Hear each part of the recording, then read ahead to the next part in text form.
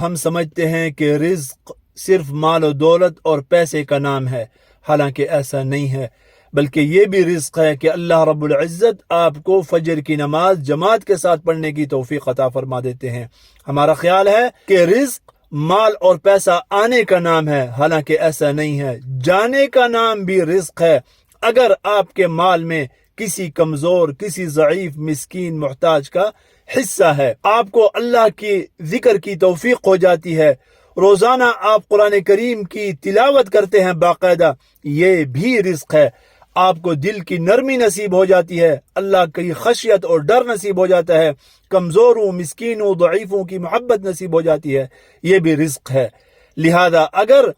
کسی کے اوپر پورا دن گزر جاتا ہے لیکن ان چیزوں میں سے کوئی چیز بھی اس کو حاصل نہیں ہے تو وہ فقیر ہے، فقیر، اگرچہ اس کو دنیا کے تمام خزانے